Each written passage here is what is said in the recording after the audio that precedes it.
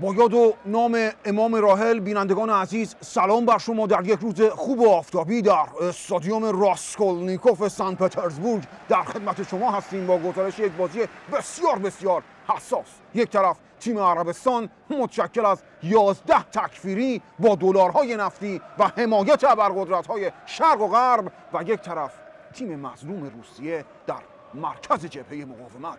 11 تاشون اینجان داریم در مقابل پیاده نظام استکبار و بقیهشون در حلب مشغول دفاع از حرم هستند. در همین شروع بازی میبینیم عربستان حرفی برای گفتن نداره.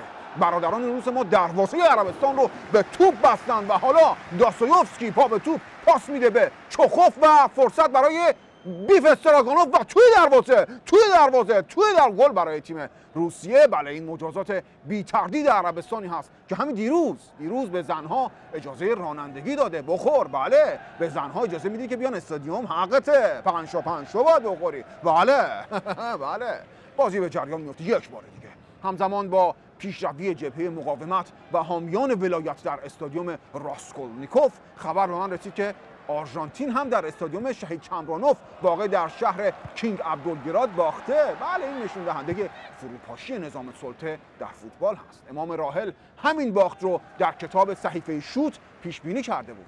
جا داره یادی کنیم از سردار سرفراز عزیز که در قلب تیم مراکش با یک گل به خودی قلب عظما رو شاد کرد و باعث شد تمام مشکلات ما از گرونی گرفته اختلاس بدبختیامون اینا همه یادمون بره، کاری که هیچ رئیس جمهوری تو ایران نکرده. میگن کشورهای مختلف از فیفا درخواست کردن که با مراکش بازی کنن تا شاید اونها هم مثل ما مشکلاتشون حل بشه. بله دنیا این روزها داره دیگه به چشم میبینه جمهوری اسلامی در عرصه فوتبال مقاومتی حرف اول رو میزنه. 8 سال دفاع مقدس داشتیم، این 8 سال دفاع مقدس به 90 دقیقه دفاع مقدس رسیده، اگرچه توطئه‌های دشمنان بسیار زیاده. بله همونطور که در جریان هستید دشمنان شرق و غرب داور بازی اسپانیا رو هم خریدن، همونطور که کاخ سفید رو خریدن و این داور گل مسلم ما رو قبول نکرد تا وسط زمین برای اربابان خودش خوشرقصی بکنه. بله کما که در برجام هم همین کارو کردن، ما رو خرس وسط کردن. در جریان FATF هم ما رو تو آفساید نگه داشتن و به مقام عظما لایی زدن. اونم چه لایی. بله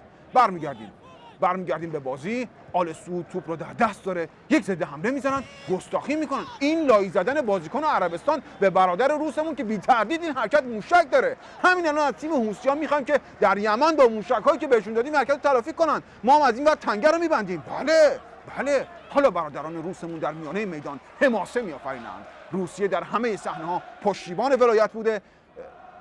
اجازه بدید ببینیم زیرنویس چی نوشته. روسیه در نشست اوپک با افزایش تولید نفت موافقت کرد. روسیه تو هم داشتیم تیم نیستی آخه تو. هر وقت گفتم پنیر سرتو بذار بمیر، نه برو تیله بازی تو بکن. روسیه ما این صحبت‌ها نیستی، اصلا رو تو بکن اون واسه خوشم نمیاد ببینمت. همونطور که امام راحل فرمودن، همونطور که امام فرمودن، روسیه شلوارک توسیه. بله ما رو بگو با کی اومدیم جام جهانی، گلومون رو داریم برای کی پاره میکنیم. داش این میز ما رو حساب کن بریم و توی دروازه روسیه. بله میز ما رو حساب کن بریم گل برای. بله